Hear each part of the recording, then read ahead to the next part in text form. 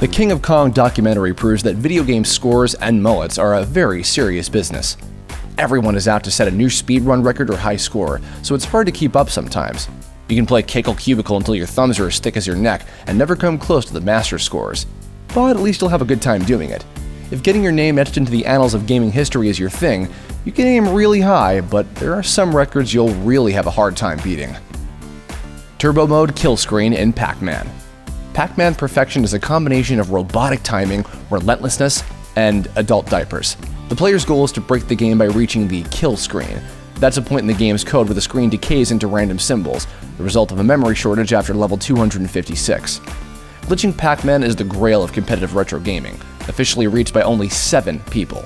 There are a few modded games and apps floating around online that can start you off with the kill screen, but it's not the same as earning it the hard way. Good luck trying it in turbo mode, only 2 people in history have ever reached it that way. Fastest time in Super Mario Bros. Over the years, all kinds of players have scrambled to beat the original Super Mario Bros. In the NES in record time. Depending on whether or not you use the warp zone pipes to skip levels, you can have a very different time for your overall playthrough. In terms of clearing every level without warping from start to finish, Andrew Garticus was able to beat this iconic game in just 19 minutes and 12 seconds. On top of that, Garticus holds the warp zone record as well, beating the game in just 4 minutes and 57 seconds. Why bother grabbing the mushroom when you can just win, right? Mega Man X, X2, and X3 beaten simultaneously with the same controller. The elite Mega Man player known online as Agwawaf was able to beat Mega Man X, X2, and X3 with 100% completion in just 43 minutes and 51 seconds. While all 3 of those games have faster completion times, there's a twist to this particular record. Agwawaf was actually playing all 3 games at once with a single controller. His gamepad's inputs were used across all 3 games simultaneously, which allowed him to beat them all at once. Sure, the runs weren't perfect and he took damage along the way, but just think of how incredible it is to beat 3 games at the same time in just under 44 minutes. In fact, all 3 final bosses, endings, and credit sequences all happened during his playthrough at the same time. Most people can't even beat one of these games in under an hour, let alone all 3 at once. Just give up now, you guys. Longest MMO gameplay marathon in World of Warcraft. Hectorina Kinumi Iglesias is no stranger to setting unbreakable records, especially when it comes to role-playing games. Going by her online alias of Kinumi Kati, Iglesias played World of Warcraft for 29 hours and 31 minutes, starting on March 29, 2014, and finishing the next day. She set 2 Guinness World Records in that time, one for the longest video game marathon on a massively multiplayer online role-playing game, and the other for longest video game marathon on World of Warcraft. She also holds the records for longest video game marathon in a Japanese-style role-playing game, and longest video game marathon for any Final Fantasy title, playing Final Fantasy X for a whopping 38 hours and 6 minutes. And that's really way too much waka for one sitting. The Legend of Zelda Extreme Challenge. The rules of the Zelda Extreme Challenge are harsh, like Ganon himself created it to ensure he ultimately wins. You have to completely skip getting the sword at the start of the game, but don't worry, it gets better. You also can't collect most treasures, you can't accidentally kill overworld enemies, and you can only use bombs and fire on bosses. Your quest ends when you encounter the final boss, who cannot be defeated without the treasures you've skipped. While you've certainly accomplished something, you'll still never know sweet victory.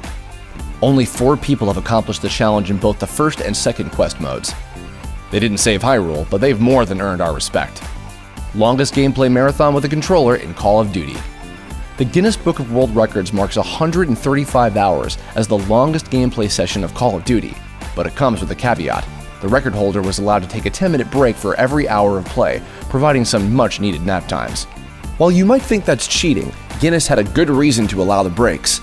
In a separate attempt to set up a gameplay marathon record, a teenager died while in his 40th consecutive hour of Diablo 3. Indeed, spending 6 days in a non-stop war zone would destroy anyone's psyche. Mind you, this is the record for gameplay marathons with a controller in your hand. For a while, it was the longest gameplay marathon ever, but you won't believe what actually surpassed it. Longest gameplay marathon in Just Dance 4. Just hearing about this California school teacher's video game record is exhausting enough. Carrie Swidecki broke the aforementioned Call of Duty record by playing Just Dance 4 on Xbox 360 for 138 consecutive hours. Just let that sink in for a moment. Most people feel exhausted playing Just Dance 4 for 13 minutes, let alone nearly 6 days.